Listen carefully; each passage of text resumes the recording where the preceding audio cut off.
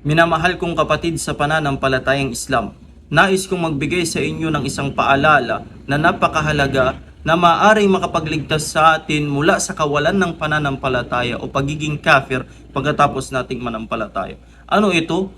Ito yung iwasan natin. Pagkaiwasan natin na gawin nating katatawanan o hindi kaya biro ang ilang mga bahagi ng pananampalatayang Islam o hindi naman kaya ang ilang mga pamamaraan ng pagsamba. Halimbawa, yaong mga tao na ginagawa nilang biro, laro yung pamamaraan ng pagsamba, kahalintulad ng sala, o hindi kaya ginagawa nilang laro yung pamamaraan ng pagbabasa ng Quran, o hindi naman kaya nilalaro nila o ginagawa nilang biro ang ilang mga bahagi ng pananampalatayang Islam o pamamaraan ng pagsamba sa pananampalatayang Islam. Napakadelikado neto sapagkat mailalabas neto ang isang Muslim mula sa pananampalatayang Islam at siya ay nawalan ng pananampalataya.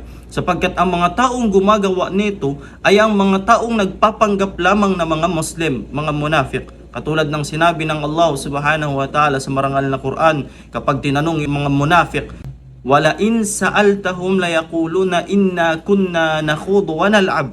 At kapag tinanong mo sila, bakit nila yun ginagawa? Sasabihin nila, nag-uusap lang naman kami ng walang kabuluhan at naglalaro, nagbibiruan lang kami. Sabi ng Allah subhanahu wa ta'ala, Qul abillahi wa ayatihi wa rasulihi kuntum tastahzi'un. Sabihin mo, sa Allah ba, sa kanyang mga aya at sa kanyang sugo ay iniinsulto nyo sila? Iniinsulto nyo ba sila? La ta'tadiru qad kafartum ba'da imanikum. Wag na kayong magdahilan, nawalan kayo ng pananampalataya pagkatapos ninyong manampalataya.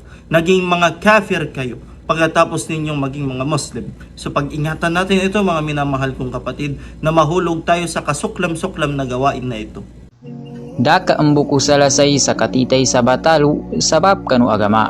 Hindu ka makalipag sa kasampay sa kahanda, kasusurga abagapasan na aden buntitayanin a inatag sa naraka. At digali ka kumapad su iman hindu su agama, hindu ka di matadin sa kasimba kanu namaloy.